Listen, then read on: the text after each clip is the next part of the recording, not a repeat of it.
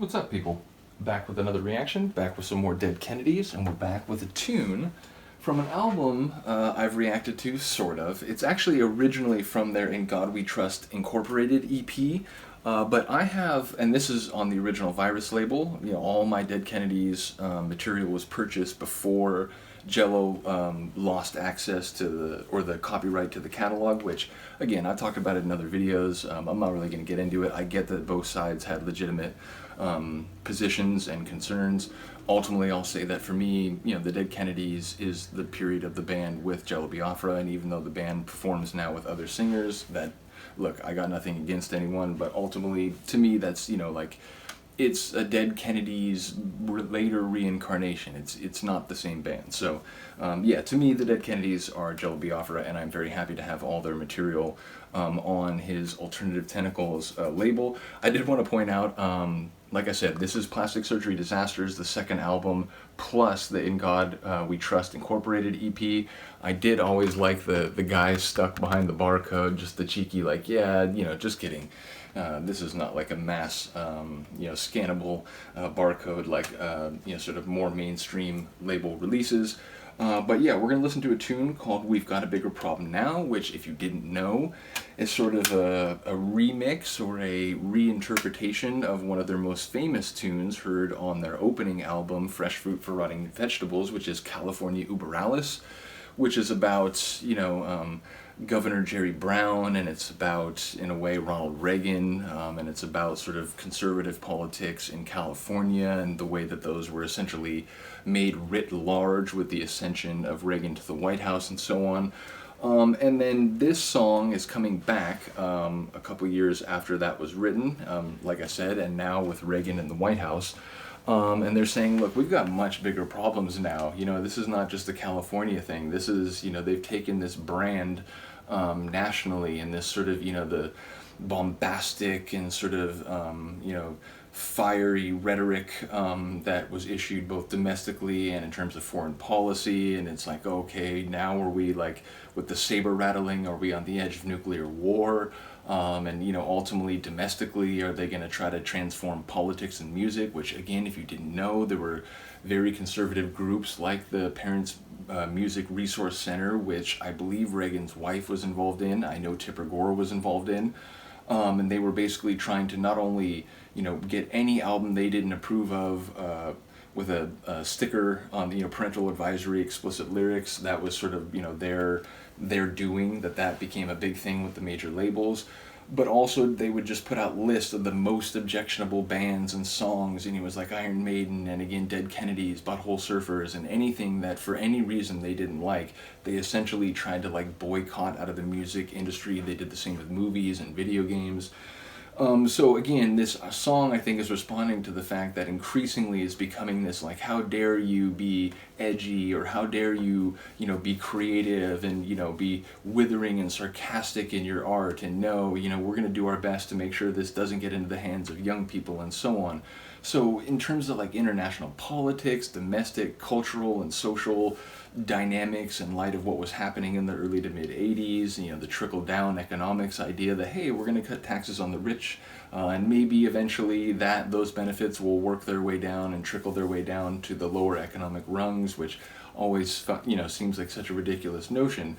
But ultimately, it's all these concerns. I think it's like, take what he was talking about in California Uberalis and make that national and even international, and in a much more dire state. So that's what I think the song's getting to. But the joke is that it's presented in sort of like a lounge lizard, late night entertainer while everyone's drinking their martinis, but it's presented in that context within a dystopian framework, or through a dystopian prism. So it's like, all the worst possibilities of this like hardcore, cultural and social restriction, and sort of this, political brand that was being like impressed onto the nation writ large.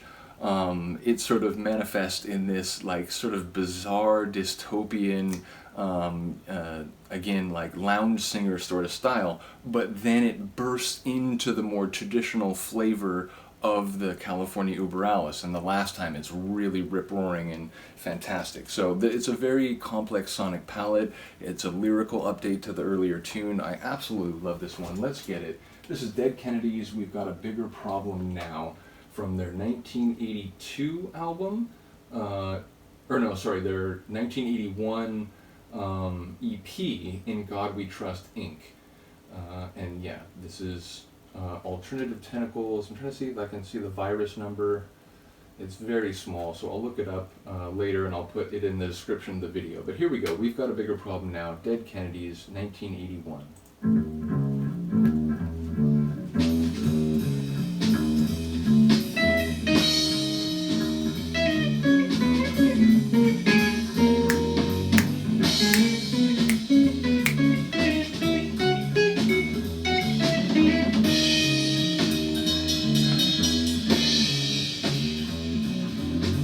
Last call for alcohol.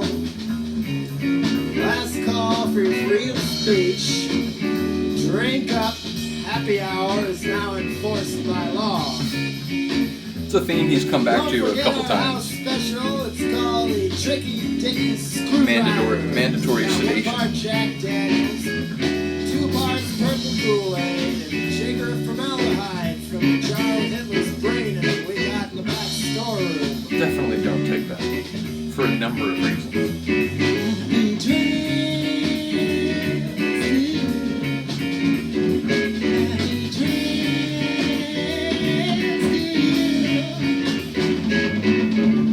I'm Emperor Ronald Reagan, born again with fascist cravings, still to make a president. In a way, though, it feels quaint compared to the last Republican president.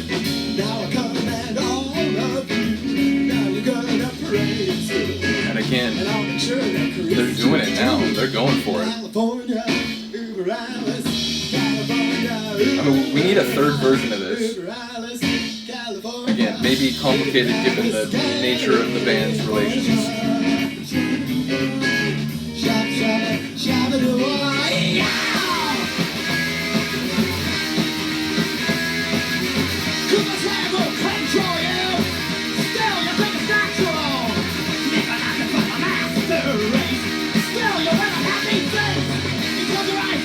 Like, literally everything in this song is more pronounced.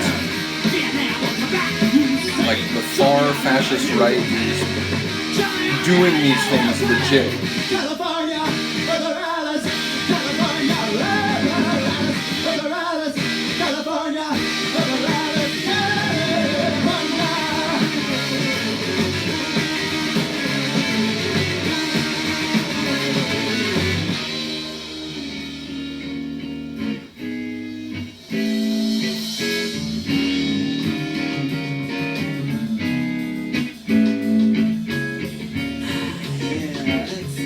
Just relax.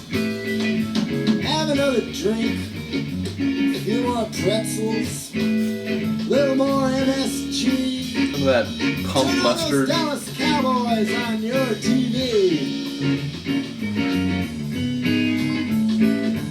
Lock your doors. Close your mind. It's time For the 2-minute warning. Welcome to 1984. Are you ready for Oh, wait. the third That's the original one. war? You two will meet the secret police. They'll draft you and they'll jail your niece. You'll go quietly to boot camp. They'll shoot you dead, make you a man. Don't you worry, it's for a cause. Feeling over corporations cause. Not a brand new poison gas. The Salvador, Afghanistan. Making money for President Reagan. Making money for President Reagan. And all the friends of President Reagan. California, Uberalis, California, Uberalis, Uberalis, California, Uberalis, California.